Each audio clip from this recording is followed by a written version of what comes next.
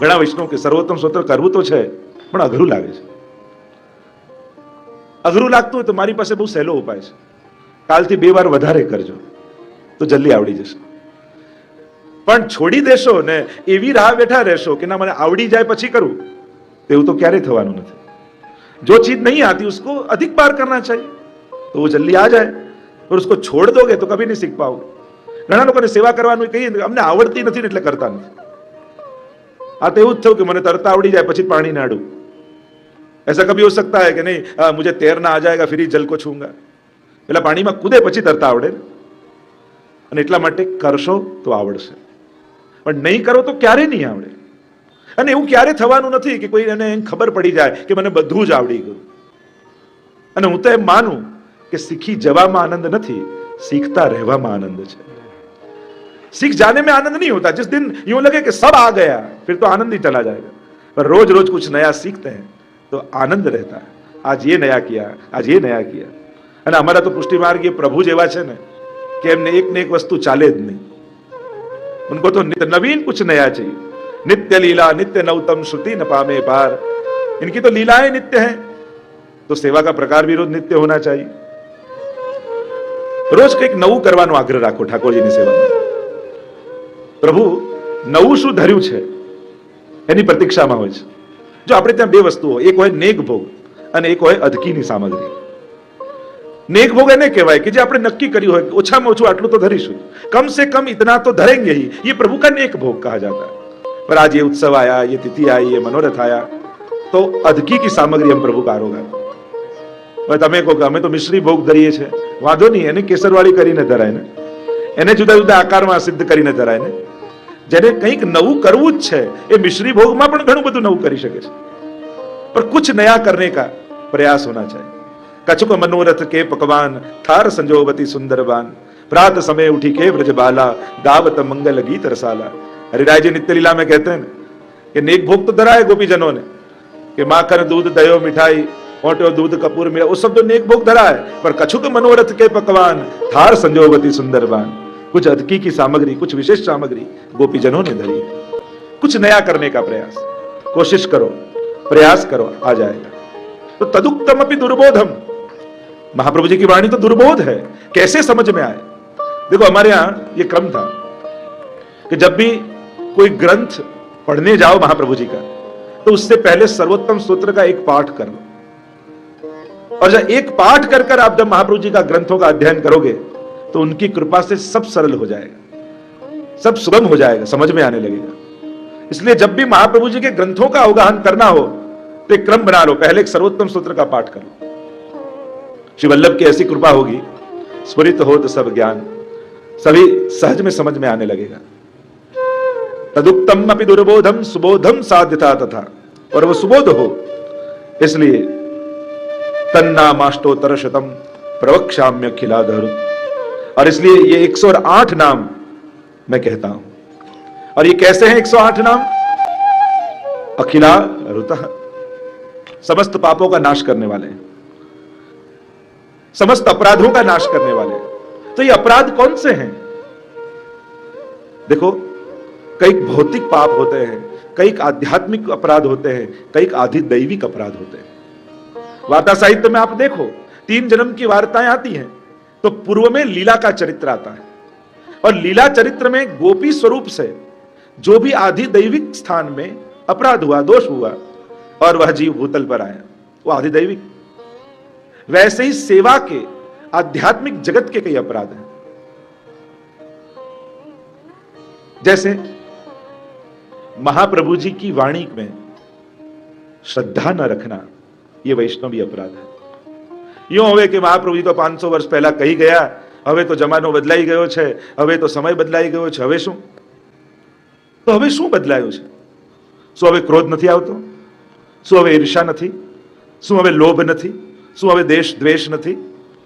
શું હજી પાપ કરવાની વૃત્તિ નથી? રોગો એ જ છે તો દવા એ જ ખાવી પડશે.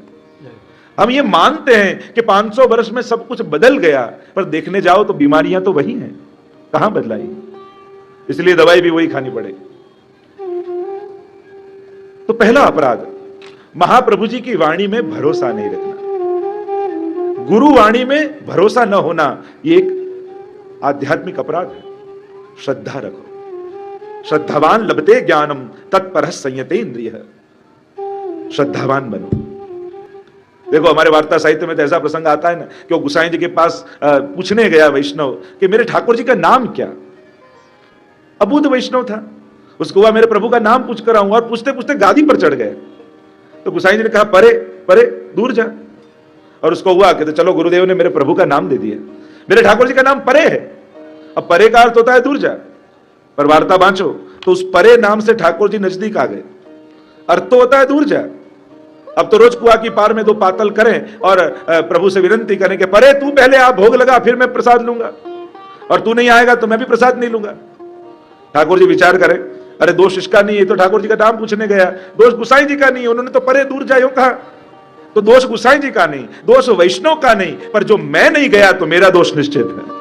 और परे नाम से ठाकुर जी नजदीक आ गए। क्यों? क्योंकि गुसाई जी की वाणी पे भरोसा था, श्रद्धा थी।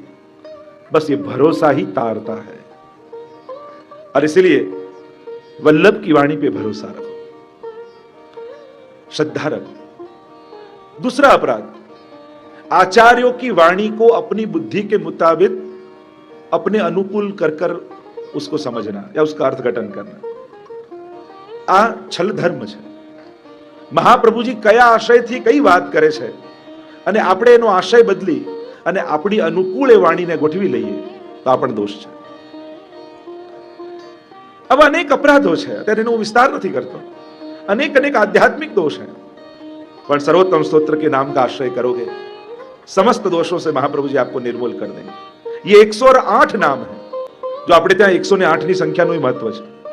हमारे यहाँ माला के मणके 108 होते हैं। देखो कई अंक आध्यात्मिक जगत में बड़ी महत्ता रखते हैं। कई अंक ऐसे हैं जैसे 4 धर्म अर्थ काम मोक्ष आदि, 6 षटगुण आदि, 9 जिसे पूर्णांक मानते हैं, 11 जिसे शुभ मानते हैं, 56, 84, 108, ऐसे कई अंक आप देखोगे तो आध्यात्मिक जगत में उन अंकों की महत्ता है।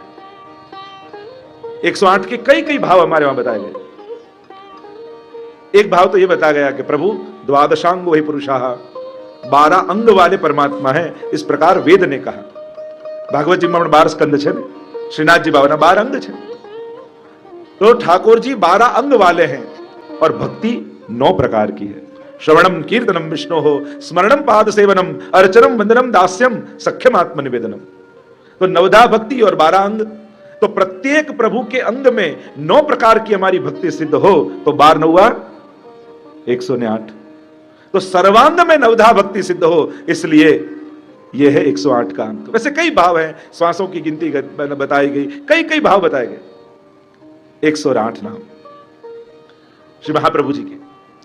गुसाई जी कह रहे हैं कि वो दुर्बोध सुबोध हो जाए, इसलिए मैं 108 नाम कह रहा हूं, जो समस्त पापों का नाश करने वाले हैं। और यूं कहते हुए आगे वर्णन करते श्री गुसाई जी प्रभु चरण ने आज्ञा की, क्योंकि जब मंत्र होता है तब उसके ऋषि होते हैं, देव होते हैं, बीज होता है और छंद होता है। 4 वस्तु होती है प्रत्येक मंत्र की।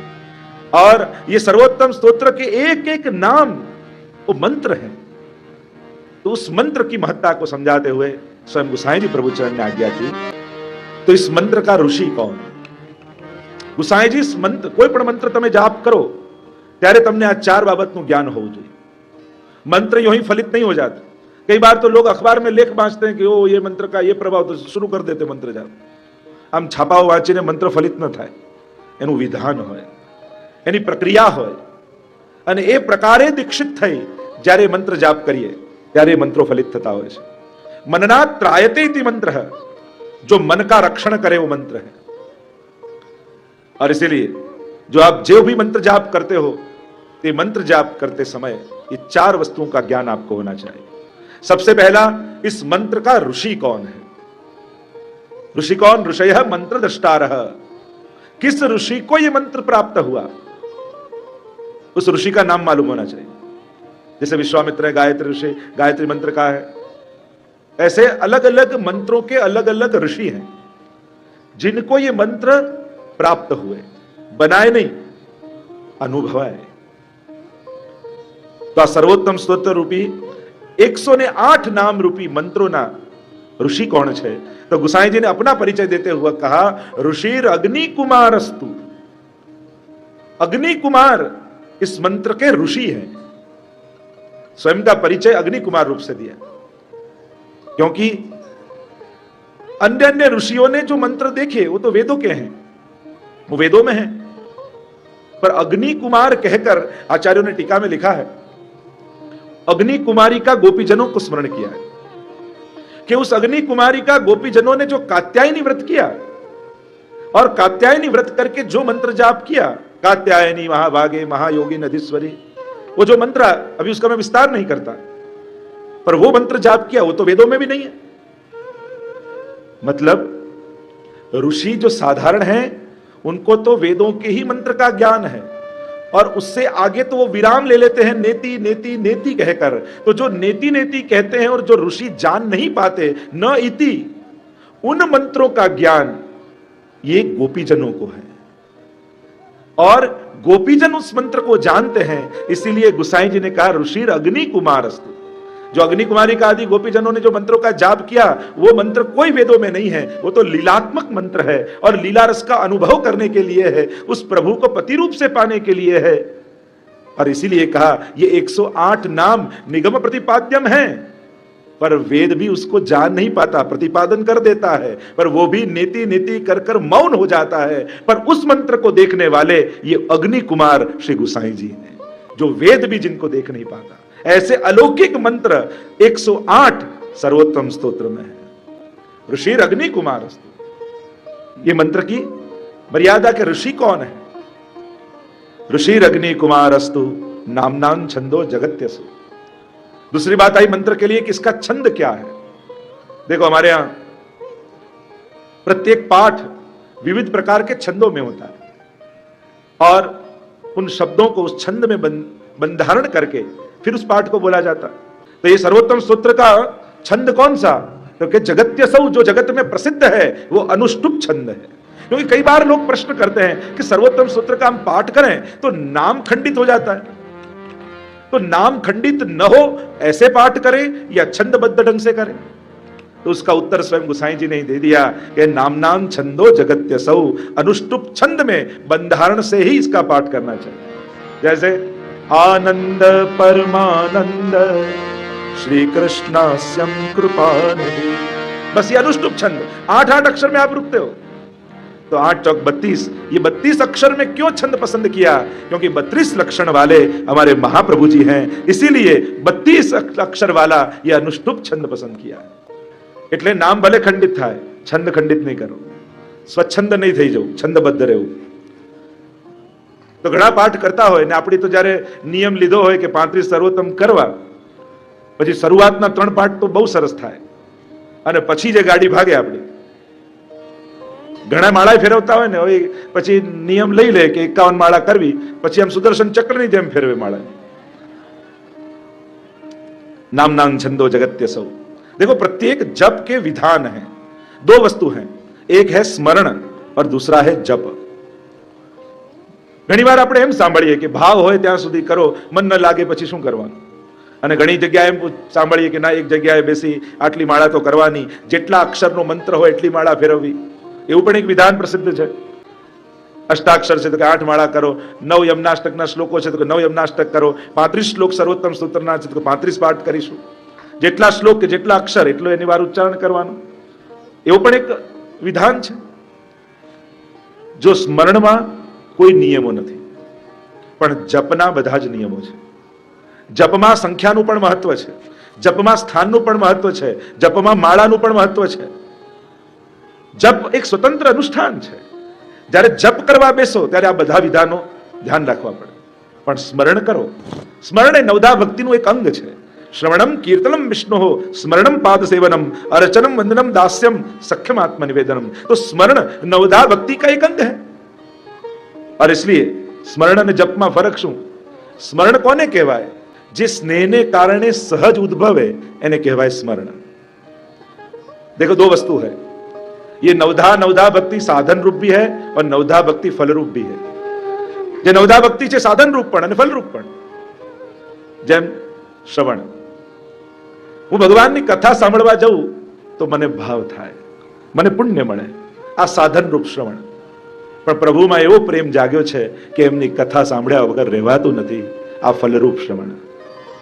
વસ્તુ એ જ છે, ક્રિયા એ જ છે, પણ તમે કયા ભાવનાથી જાઓ એના પરથી સાધન અને ફલનો ફરક પડે છે. હું નવ યમનાષ્ટક કરું તો યમુનાજી કૃપા કરે, આ સાધન તમે બનાવી લીધા યમનાષ્ટકને, પણ આજે યમુનાજીની ખૂબ કૃપા થઈ, આજે હું નવ યમનાષ્ટક કરી શક્યો તો આ ફલરૂપ યમનાષ્ટક કર્યો. આટલો ફરક. અને એટલે તો આપણા 41 પદમાં પણ કહ્યું, ફલ ફલિત હોય ફલરૂપ જાને, એને ફલરૂપ માનીને કરશો. क्योंकि पुष्टि मार्ग में महाप्रभु जी किसी को साधन नहीं देते, हरेक को फल देते. પુષ્ટિ માર્ગમાં જે પણ મળે છે એ ફલાત્મક રૂપે મળે છે, સાધન રૂપે નથી મળતું. અને એટલા માટે સેવા કરવાથી ઠાકોરજી કૃપા કરે એવું ન વિચારતા, નહીં તો સેવા સાધન બની જશે. પણ ઠાકોરજીની કૃપા થઈ કે મારા હાથે ઠાકોરજી સેવા લે છે, આવું વિચારશો તો ફલરૂપ સેવા થઈ જશે. તો અહીંયા જે પણ મળે છે એ ફલ રૂપે મળે છે, એને સાધન नहीं बनाओ. और इसलिए गुसाई जी प्रभुचरण ने कहा, नामनान छंदो जगत्य सौ, जगत में प्रसिद्ध एवो अनुष्टुप छंदानो છે. આના દેવતા કોણ? જો દરેક મંત્રના દેવતા હોય અને એનું સ્મરણ કરીને મંત્ર જાપ કરવામાં આવે. કારણ કે મંત્ર કોઈનો હોય, એનું સ્મરણ કોઈનું કરતા હો તો એ મંત્ર ફલિત નથી થતું.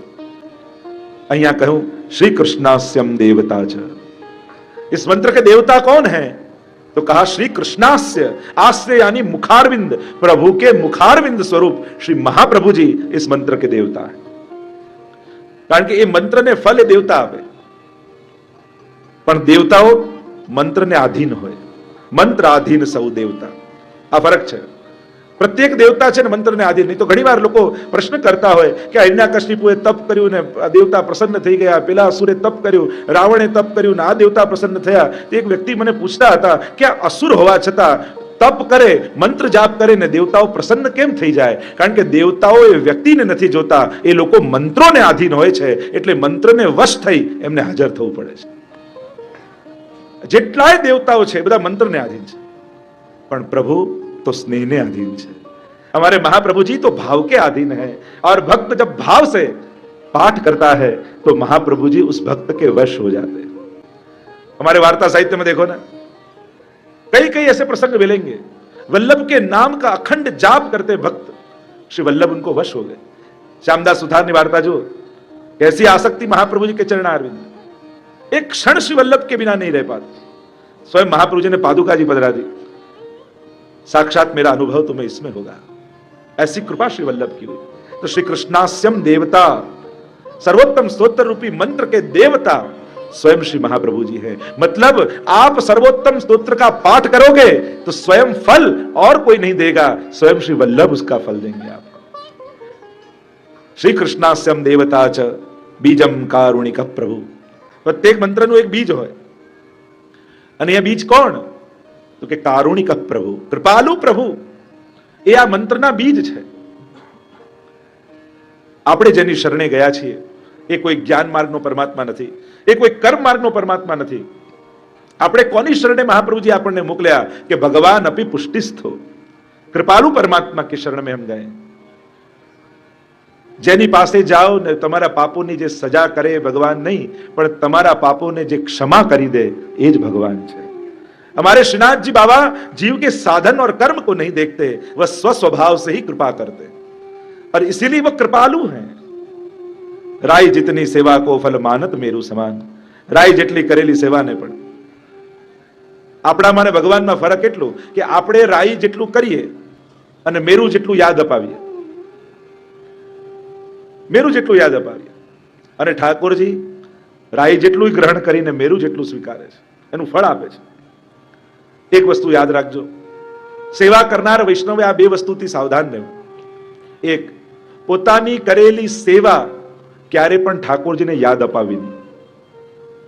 આટલી આટલી તમારી સેવા કરી તોય તમે આમ કર્યું, રોજ આટલા પાઠ કરતી તોય તમે આમ કર્યું.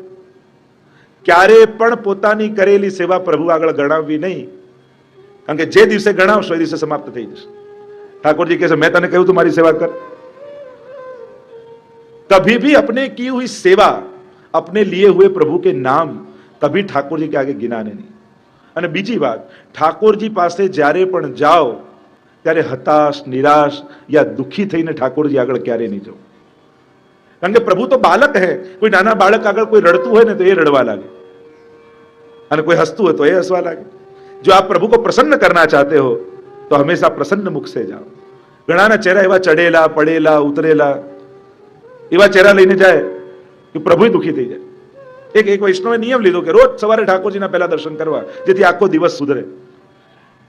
મહિનાના 29 દિવસ ગયો ને 30મા દિવસે જ્યારે ગયો તો જુએ તો ઠાકોરજી પીઠ દઈને બેઠા છે. અને પેલો વૈષ્ણવ નારાજ થયો કે પ્રભુ મારો દિવસ સુધરે એટલા માટે આપના દર્શન કરવા આવું છું અને આપ ઊંધા થઈને બેઠા છો. ઠાકોરજી કે મારે દિવસ સુધારવો હોય કે નહીં? મારું મુખ જોઈને તારો તો સુધરે, પણ તારું મુખ જોઈને મને શું થાય છે? दर्शन भयो सवेरो हरिजू को दर्शन भयो सवेरो. प्रभु के मुखारविंद का जब सुबह वैष्णव दर्शन करता है ना तो अपने जीवन को धन्य करके मानता है कि ऐसे कौन से मेरे पुण्य होंगे कि वह परात पर ब्रह्म, वह नंद नंदन, वो यशोदा जी के गोद में खेलने वाला परमात्मा आज मेरी गोद में विराज रहा है. એને એના ભાગ્યનો આમ ગૌરવ થાય કે જ્યારે સવારે ઉઠીને મંગળા કરાવી લાલનને ગોદમાં લઈને શૃંગાર કરતા હોય ત્યારે પોતાની જાતને વૈષ્ણવ ધન્ય માને છે. જો સેવા કરવી એટલે કેવલ ભોગ ધરવા, ટેરા લેવા, પોતનું કરવું એ જ નથી. સેવા કરવું એટલે આખા જીવનનું ડિસિપ્લિન આવે. એ વૈષ્ણવને વિચાર થાય કે જે હાથે મારે કાલે ઠાકોરજીને જગાડવાના છે, જે હાથે મારે ચરણસ્પર્શ કરવાના છે, એ હાથે મારે પાપ કેમ કરી શકું? જે આંખે મારે ઠાકોરજીના કાલે મુખારવિંદના દર્શન કરવાના છે, એ આંખે મારાથી પાપ કેમ જોવાય?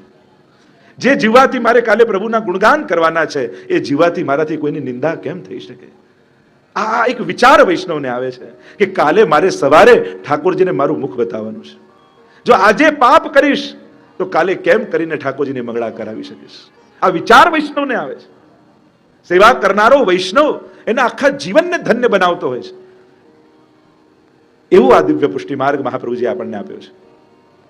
અહીંયા ગુસાઈજી પ્રભુ ચરણ કહે બીજમ કારુણિક પ્રભુ, એ કૃપાલુ પરમાત્મા એ આ મંત્રના બીજ છે કે જે આપણને ફલ આપવાના છે. અને આગળ ગાન કરતા શ્રી ગુસાઈજી પ્રભુ ચરણ કહે કે આનો વિનિયોગ શું, આનાથી ફલ શું મળશે?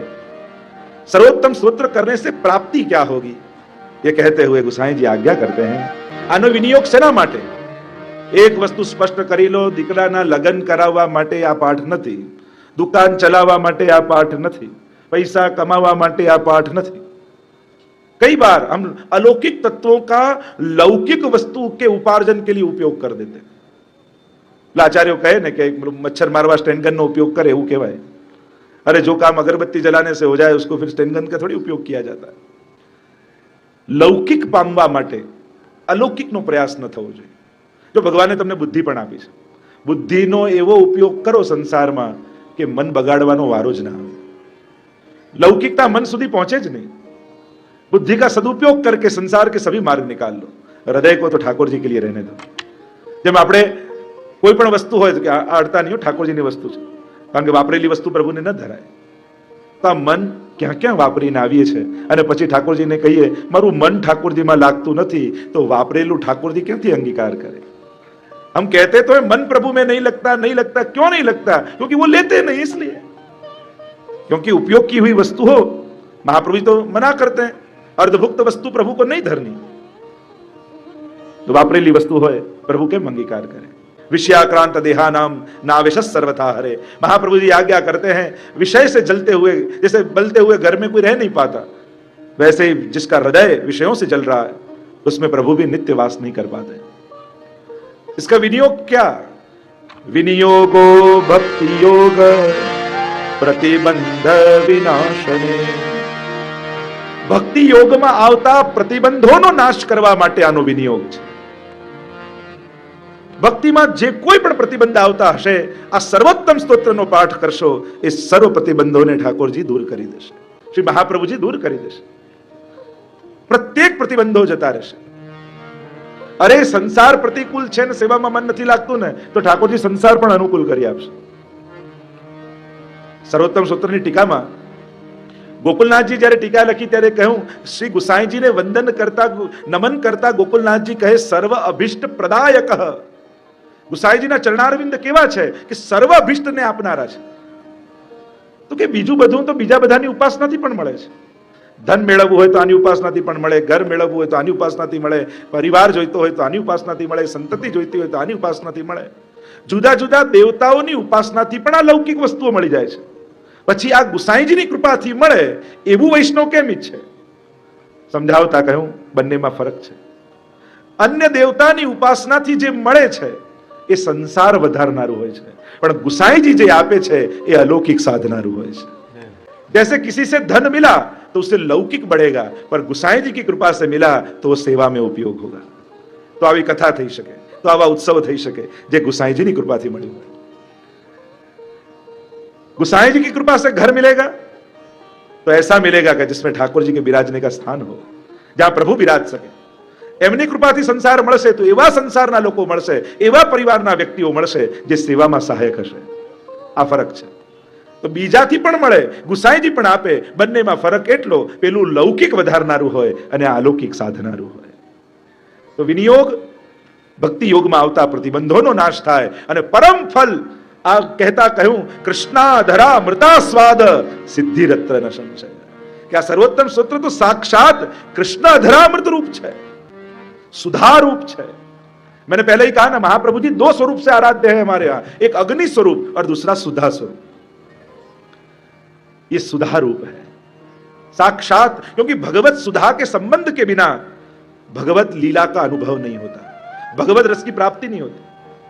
भगवत लीला का अनुभव करना है, भगवत स्वरूप का अनुभव करना है तो सुधा संबंध होना आवश्यक है. सुधा संबंध न થાય ત્યાં સુધી ભગવત સ્વરૂપનો અનુભવ નથી થતો. અને એટલે જ ઠાકોરજીએ દસમ સ્કંદની જે વ્રજલીલા છે એમાં સર્વ ભક્તોને સ્વયંની સુધાનો સંબંધ કરાવ્યો છે. કારણ કે કૃષ્ણ કેવલ મનુષ્ય આકારે દેખાય છે, પણ એ તો છે રસોવૈસહ, રસરૂપ છે. પ્રભુમાં રસ સિવાય બીજું કાંઈ નથી. જેમ તમે મિશ્રીના ખીલોના બનાવો, જન્માષ્ટમીમાં સાકર મિશ્રી ઢાળીને આપણે ખીલોના બનાવીએ, ફૂલ બનાવ્યું હોય એની ડાળી બનાવો, પત્તી બનાવો, પણ કોઈ પણ ખૂણે ચાખો એમાં મિશ્રી સિવાય બીજું કાંઈ નથી, ખાલી આકાર ફૂલોનો છે તો મિશ્રી જ. એમ જ પ્રભુ આકાર જુદો લાગે છે તો રસો વૈસહ, રસ સિવાય પ્રભુમાં બીજું કાંઈ જ નથી. અને ભગવાન પોતાનો ભગવત રસ સુધા સંબંધ કરાવી અને ભક્તોને સ્વસ્વરૂપનો અનુભવ કરાવે છે. અને વ્રજલીલામાં સર્વને સુધાનો સંબંધ કરાવ્યો છે. અને એ જ સુધારૂપ સાક્ષાત મહાપ્રભુજી છે કે જેના થકી ભગવત સ્વરૂપનો અનુભવ થાય છે. અને એટલે જ આપણે કહીએ ને કે પુષ્ટિ પુરુષોત્તમની કૃપા મહાપ્રભુજી સંબંધ વગર ન થાય. શ્રી વલ્લભની શરણ ગયા વગર પુષ્ટિ પુરુષોત્તમનો અનુભવ નથી થતો. કારણ એટલા માટે કહીએ છે કે સુધારૂપ સાક્ષાત મહાપ્રભુજીનું સ્વરૂપ છે.